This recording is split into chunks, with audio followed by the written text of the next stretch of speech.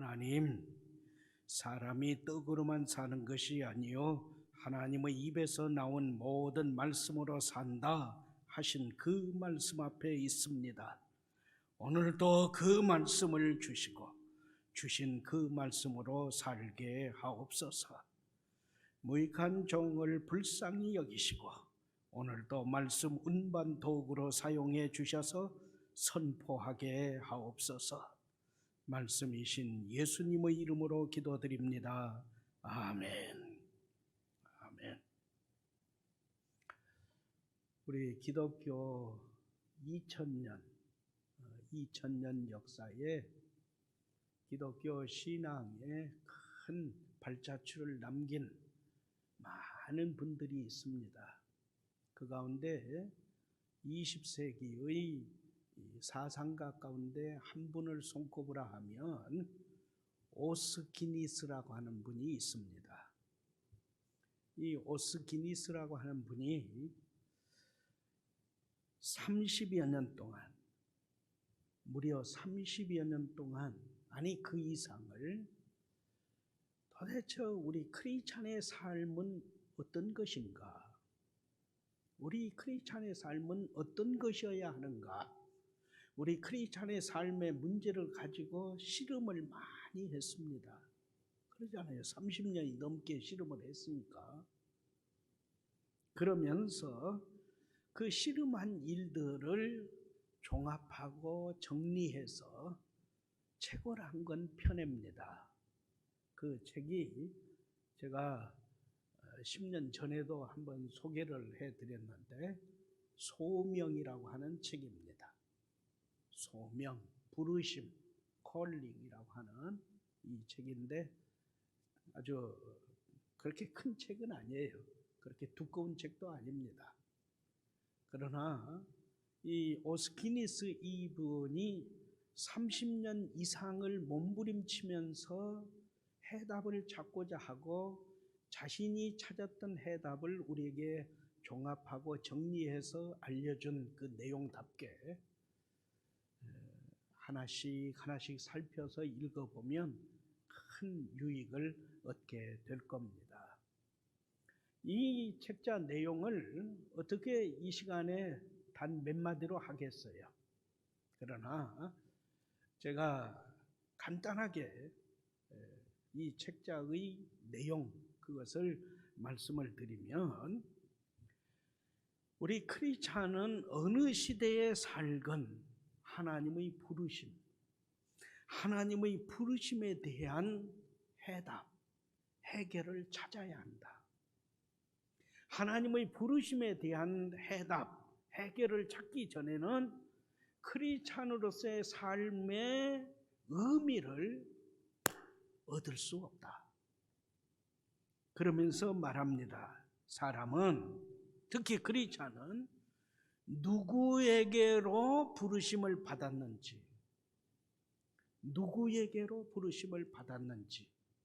그것을 먼저 해결을 해야 하고, 그 다음에는 무엇으로 부르심을 받았는지, 내가 무엇으로, 예를 들면 내가 자녀를 양육하는 일이라든지 내 후진을 양성하고 교훈하는 일이라든지 이런 어떤 일로 무엇으로 부르심을 받았는지 해결을 해야 하고, 세 번째 또 하나 중요한 것은 어디로 내가 어떤 일터가 사업장인지 학교 교육 현장인지 아니면 제품을 만들어내는 공장인지 그 어디로 부르심을 받았는지, 누구에게로 부르심을 받았는지, 무엇으로 부르심을 받았는지, 어디에로 부르심을 받았는지, 이것을 반드시, 이 세 가지를 항상 반드시 함께 해야 한다. 그리고 이 세 가지를 순서를 지켜야 한다. 그때에 하나님, 나를 향한 하나님의 설계, 하나님의 계획이 무엇이고 어떻게 이루어가야 하는지를 찾게 된다. 그렇게 설명을 합니다. 오늘 말씀은 바로 이 세 가지의 부르심, 나는 누구에게서 부르심을 받았는지, 나는 무엇으로 부르심을 받았는지, 나는 어디에로 부르심을 받았는가, 그것을 묻고 찾고 몸부림치는 사람이 있습니다. 중요한 것이죠. 곧 다메섹 도성에서 예수님을 만났어요. 예수님을 만나는 순간 눈이 멀었어요. 말에서 떨어졌어요. 땅에 패대기침을 당했어요. 사울입니다. 그 다음에는 자신을 찾아온 아나니아를 통해서 먼 눈이 열렸어요. 세례를 받고 크리스찬이 되었어요. 죄 용서하심에 대한 감격과 기쁨이 있어요. 그리고 나는 복음의 증인으로 부르심을 받아서 복음의 증인으로 남은 평생을 살아야 한다. 이것을 깨달은 사람 사울입니다. 그래서 사명을 붙잡고 이 사명을 평생 삶으로 감당을 합니다. 결국엔 순교의 길을 걷게 되는 것이죠. 오늘은 이 사명에 대한 말씀을 상고하겠습니다.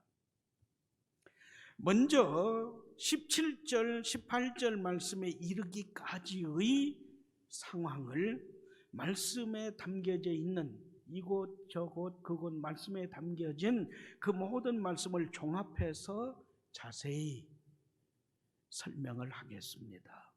자, 여러분에게 드린 이 목장 소모임 교재 1번을 보시면 됩니다.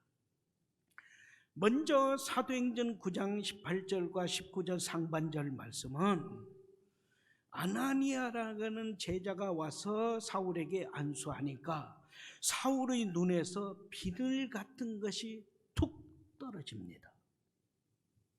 그 순간부터 사울은 보게 돼요. 그리고 믿음을 고백하고 세례를 받습니다. 음식을 섭취하게 됩니다. 건강이 회복되었습니다.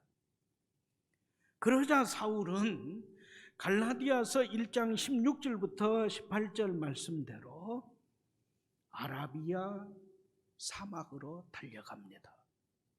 자기 부모를 찾아가지 않습니다. 형제들을 찾아가지 않습니다. 먼저 예수님의 제자가 된 베드로를 비롯한 그 제자들을 찾아가지 않습니다. 자기 스승 가말리엘을 찾아가지 않습니다. 오로지 다메섹 근처에 있는 아라비아 광야로 가서 자기 홀로 예수님을 부르면서 예수님과의 만남을 이루면서 3년을 지냅니다. 여기에서 사도 바울이 되는 거죠. 핍박자 사울이 예수 그리스도와 복음을 위해서 순교의 피를 뿌리는 바울로 완전히 뒤바뀌게 되는 거죠. 그래서 이 3년의 시간이 아주 중요합니다. 이 3년의 시간을 가졌기에 로마서에서부터 빌레몬세까지 무려 12편, 신약성경 27권 중에서 12편의 성경을 기록하는 믿음의 거장으로 재무장이 이루어집니다.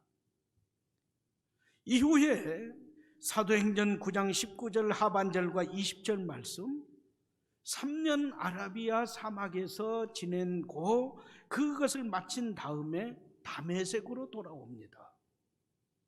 그래서 다메섹에서 다시금 복음을 증언하기 시작합니다. 전도자가 되죠. 예수 그리스도와 교회를 핍박하던 사람이 이제는 예수 그리스도를 증언하고 복음을 증언하는 사람으로 변화됩니다.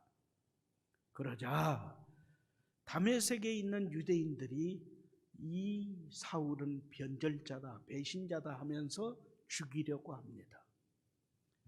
이에 제자들의 도움을 받아서 밤에 성문을 지키면서 다메섹을 수색하며 이 사울을 찾으려고 혈안이 되어 있으니까 성문으로 나가지 못하고 성벽에 광주리에 사울을 태워서 달아내리니까 결국 다메섹 성을 빠져나갑니다.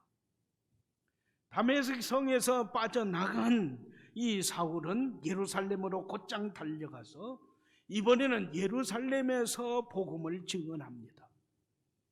그러자 예루살렘에 있는 유대인들이 이 사울을 다시 변절자다, 배신자다 하면서 죽이려 합니다. 위기죠. 이때 어떻게 하겠습니까? 여러분은 사람들이 나를 해치려고 하는, 심지어 나를 죽이려고 하는 이 절체절명의 위기에서 어떻게 하시겠습니까? 이때에 이 위기에서 사울은 오늘의 말씀입니다. 곧 사도행전 22장 17절부터 21절 말씀, 성전을 찾아 들어갑니다. 하나님의 성전에 들어가서 간절히 기도합니다. 그것이 오늘의 말씀, 사도행전 22장 17절 18절 말씀이죠. 성전에 들어가서 간절히 기도하니 예수님께서 말씀하십니다. 예루살렘에서 속히 떠나라. 너는 이방인과 왕과 총독들, 귀인들, 그리고 이스라엘 사람들에게 복음을 전파하는 내가 택한 나의 그릇이다. 떠나라 말씀합니다. 이거예요. 열왕기상 9장 3절 말씀을 쉬운 말로 풀이하여 봉독합니다. 말씀을 경청하세요. 여호와께서 솔로몬에게 말씀하십니다. 나는 너가 성전에서 내게 드린 기도를 내가 들었다. 나는 너가 나 여호와의 이름을 영원히 기리려고 지은 이 성전을 거룩하게 구별하였다. 그리고 나 여호와의 눈길이 이 성전에 있겠고 나 여호와의 마음이 항상 이 성전에 머물게 하겠다. 할렐루야. 그렇습니다. 오늘 17절 말씀을 통해서 말씀은 우리에게 교훈합니다. 성산 가족 여러분,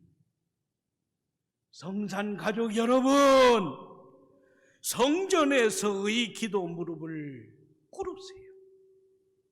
성전에서의 기도 무릎을 통해서 예찬 이사동을 이루되 이 삶을 더욱 힘쓰세요. 항상 힘쓰세요. 하나님은 성전에 갇혀 계신 무기력한 노인네가 아닙니다. 하나님은 어디에나 계신, 솔로몬이 성전을 봉헌하면서 하나님께 드린 그 기도 내용대로 온 천하 만물도, 이 우주도 하나님을 모시기 수 없는 좁은 공간이죠. 엄청난 하나님이시죠. 그러나 그 하나님께서 이 성전을 만민이 기도하는 집, 성전이다 하십니다. 그리고 만민이 기도하는 집, 이 성전에 하나님의 이름을 두겠다 하십니다. 이 성전에 항상 하나님의 눈길과 마음이 있게 하겠다 약속하셨습니다. 그리고 이 약속대로 이 성전에서 기도 드릴 때, 이 성전을 사모하며 바라보며 먼 곳에, 비록 몸은 시간은 성전에 있지 않더라도 성전에서 기도 드릴 때에 그 기도를 들으시고 그를 받으시고 은혜로 응답으로 생명의 역사로 채워주셨습니다. 하나의 예로 물고기 뱃속에 들어간 요나, 그 요나가 요나서 2장에서 하나님께 간절히 기도하죠. 요나의 몸은, 요나의 시간은 물고기 뱃속에 있습니다. 거기가 현장이고 거기가 현주소입니다. 그런데 그 요나가 이렇게 기도합니다. 내가 물고기 뱃속에 갇혀 있지만 내가 성전에서 하나님께 예배 드리던 그 심정, 성전에서 울부짖는 그 심정으로 하나님께 울부짖습니다. 저의 기도를 들으시고 응답해 주옵소서. 물고기 뱃속에서 지금 내가 무릎 꿇고 몸부림치면서 기도하는 이 기도는 성전에서 하나님께 드리는 기도의 심정입니다. 그때 하나님께서 그 기도를 들으시고 요나를 살려주셨으니 곧 물고기에게 명령하여 뱃속에 들어있는 요나를 토해내라 하신 거예요. 그래서 요나가 살아났어요. 오늘 말씀에서도 사울이 성전에서 하나님께 기도하니 말씀은 어떻게 증언해요? 예수님께서 친히 나타나셔서 응답을 주셨다 합니다. 할렐루야. 이제는 우리 차례라는 거죠. 아니, 내 차례라는 거죠. 우리 중에도 성전, 예배당 기도에 힘쓰는 분들이 많습니다. 제가 저녁 시간이든지 또 낮에도 한 번씩 저도 기도하기 위해서 오면 기도하시는 분이 있어요. 담임 목사의 욕심일까요? 더 많은 분들이 성전 예배당에서의 기도로 하나님과 직통이 이루어지는 놀라운 응답과 생명의 역사가 체험되기를 주님의 이름으로 축원합니다. 아멘. 이제 우리는 19절과 20절 말씀에 임합니다. 19절과 20절 말씀은 바로 18절 말씀에서 예루살렘을 떠나라 예수님 말씀하셨잖아요. 이 예수님의 말씀, 이 응답을 받은 사울이 예수님께 다시 기도드린 내용이 바로 19절, 20절이에요. 18절 말씀, 예수님은 성전에서 기도하는 사울에게 분명하게 말씀하십니다. 너는 예루살렘에 남아서 복음을 전하고 싶다 하지만 아니다. 너가 예루살렘에 남아서 복음을 전하는 그 일은, 그 사역은, 그 사명 감당은 열매를 조금도 얻지 못하는 일이 되리라. 속히 예루살렘에서 떠나라. 저들은 너가 나에 대해서, 예수님에 대해서 증언하고 전도하고 선포하는 그 말을 전혀 듣지 아니하리라 하십니다. 이와 같은 예수님의 말씀에 사울이 어떻게 하죠? 자, 19절, 20절 말씀입니다. 이러한 예수님의 말씀에서 사울은 다시 자기 생각을 예수님께 아뢰옵니다. 이렇습니다. 주님, 예루살렘에 있는 제 친구들은 제가 교회의 가장 가혹한 핍박자였음을 너무도 잘 알고 있습니다. 곧 제가 예수님을 믿는 성도들을 감옥에 가두고 회당에서 그들을 때린 일들을 제 친구들은 알고 있습니다. 또한 순교자 스데반이 돌에 맞아 순교할 그 때에 제가 스데반 곁에 서서 스데반 이 사람은 당연히 돌에 맞아 죽어야 한다, 그렇게 소리쳤던 것을 제 친구들은 기억하고 있을 겁니다. 그런 제가 저의 친구들에게 스데반의 순교는 예수님, 그가 증언했던 예수님, 그분이 우리의 구주이시다. 내가 잘못 알았다. 내가 엄청난 죄를 범했다. 내가 그 예수님을 만났다. 그러니 너희들도 내 친구인 너희들에게 다시 부탁한다. 그러지 마라. 스데반이 순교하면서까지 증언했던 그 예수님이야말로 하나님께서 약속하신 메시아, 우리의 구주이시다. 그 예수님을 믿자. 이렇게 저의 친구들에게 전도하면, 증언하면, 선포하면 저의 친구들도 저의 증언과 전도를 받아들이고 예수님을 구주로 믿을 겁니다.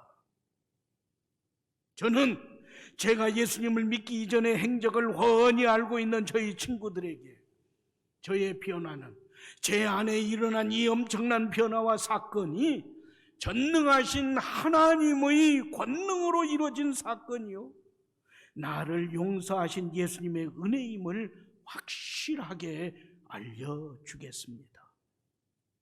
그러니 제가 예루살렘에 남게 해주세요. 제가 예루살렘에 남아서 저와 함께 성도들을 핍박하고 교회를 잔해했던 친구들에게 전도하여 모두 예수님을 구주로 믿는 그 역사를 이루도록 허락해 주옵소서. 그것이 19절, 20절 말씀에 담긴 내용입니다. 다시금 정리하죠. 예수님은 복음을 믿고 구원받을 자들이 누구인지 알고 계십니다. 예수님은 복음을 거부하고 불신할 자들이 누구인지를 아십니다. 그래서 떠나라 하신 겁니다. 그러나 사울은 자신의 생각이 앞섰어요. 자신의 생각이 예수님을 위해서, 복음을 위해서, 모든 사람을 위해서 합당합니다, 이게 더 좋아요, 고집을 부리고 있는 거예요. 나는 어떻습니까? 내 기도 생활, 내 기도 내용, 내 기도의 제목, 그래도 기도한다고 하는 난데 내 기도 생활은 어떠합니까? 하나님은 이사야 55장 8절 9절 말씀으로 내 생각을 고집하는 우리를 이렇게 깨우십니다. 나의 생각은 너의 생각과 다르다. 너희의 길은 나의 길과 다르다. 하늘이 땅보다 높은 것 같이 나의 길은 너희의 길보다 높고 나의 생각은 너희의 생각보다도 높다. 할렐루야. 누가 누구에게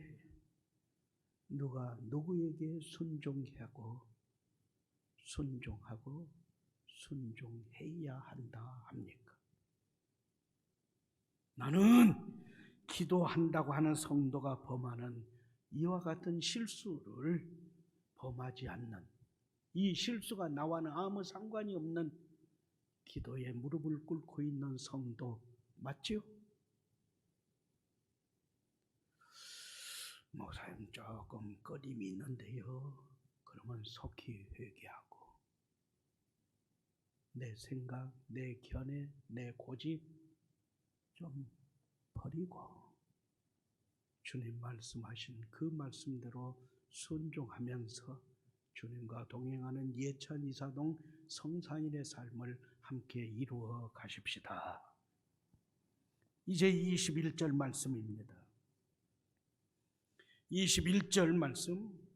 그러나 예수님은 나에게 분명하게 말씀하십니다. 아니다. 그들은, 너의 친구들은 너의 생각대로, 너의 희망, 너의 소원대로 그렇게 하지 않는다. 그들은 너를 변절자라고, 그들은 너를 배신자라고 낙인을 찍고 더욱 경노하여 결국엔 너를 죽이려 하리라. 그러므로 너는 속히 예루살렘을 떠나라.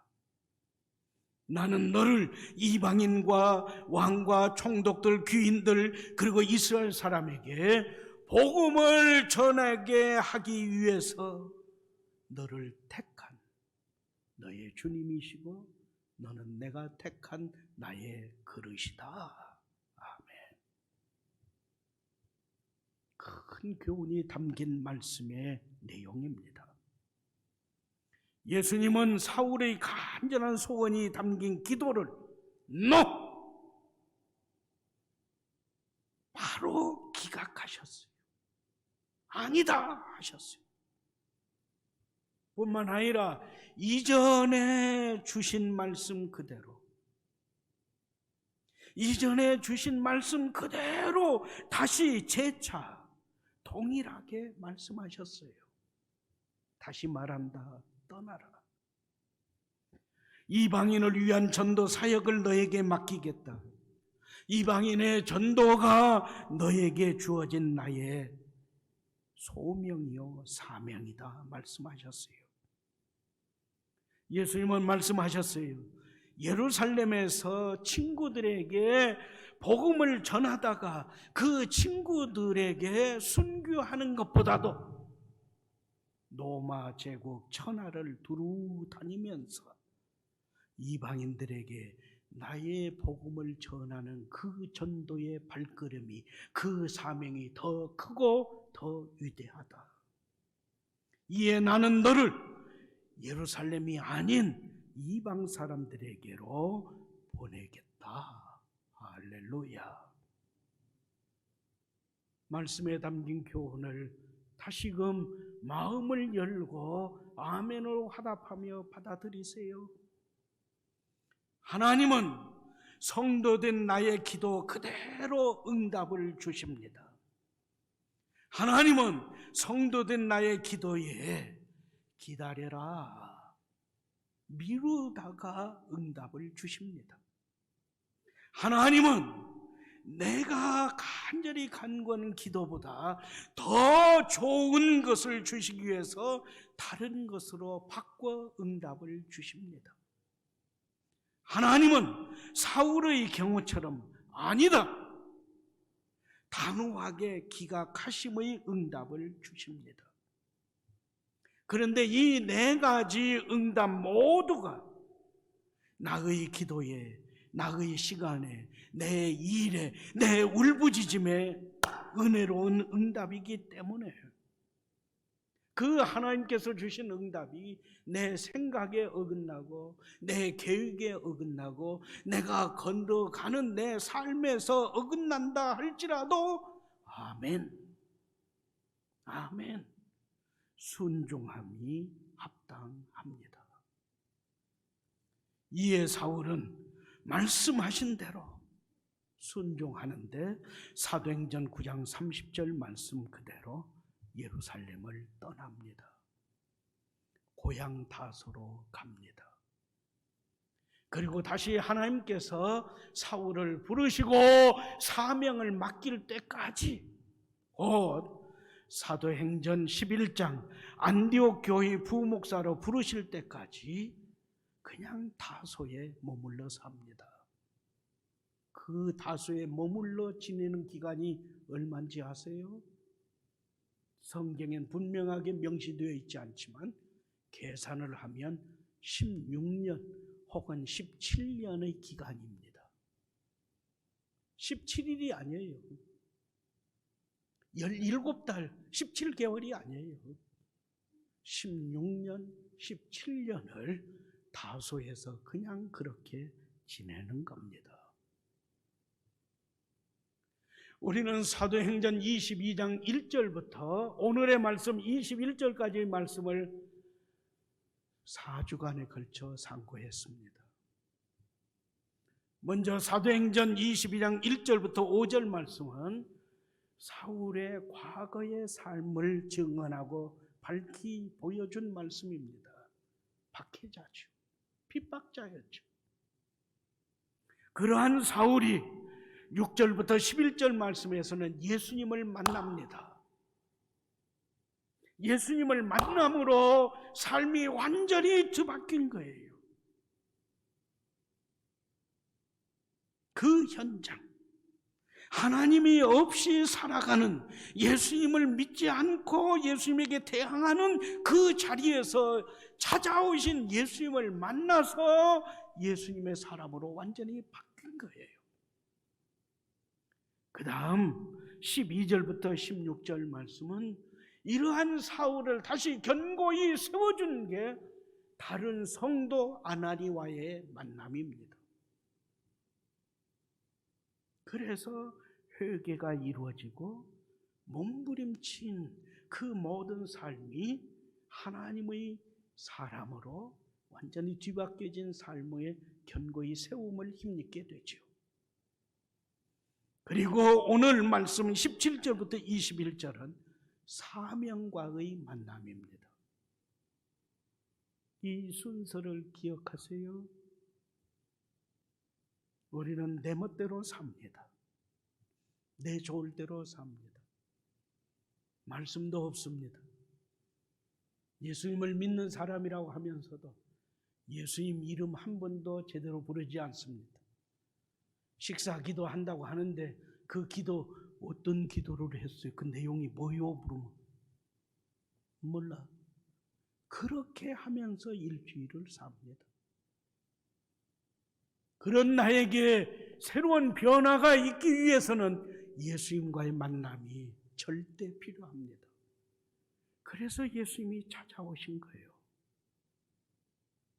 예수님과의 만남을 이룬 성도마다 성도와 성도의 만남으로 인해서 더 풍성해지고 더 견고해지고 더 온전함을 이루는 것이죠.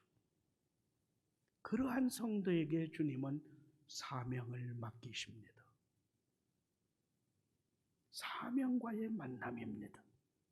이 사명과의 만남이 견고해지는 것은 바로 이 성전에서의 기도였어요.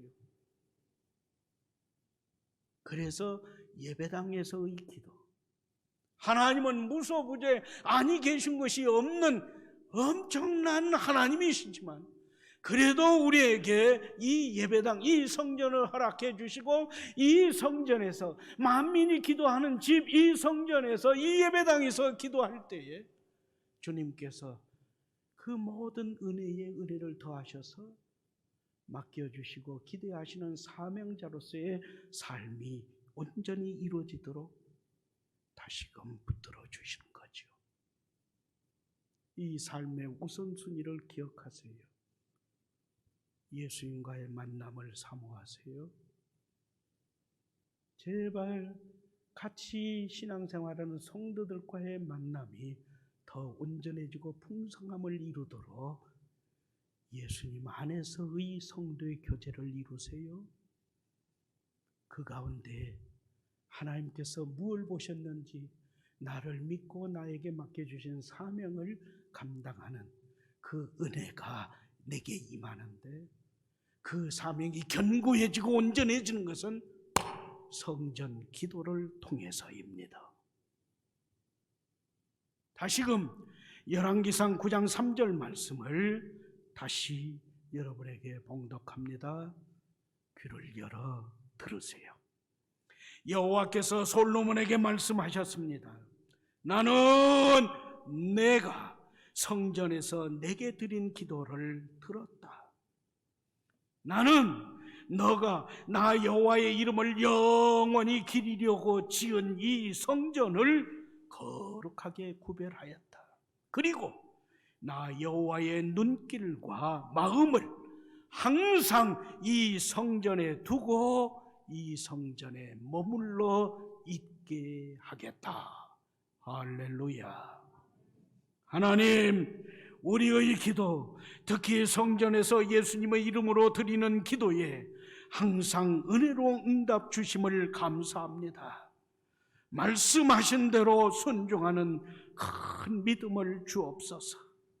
주님의 도구로 쓰임받아 복음을 전하며 교회를 든든히 세우며 더 많은 성도들에게 든든한 믿음의 사람으로 견고히 세워나가는 그 사람으로, 그 사명자로 살게 하옵소서.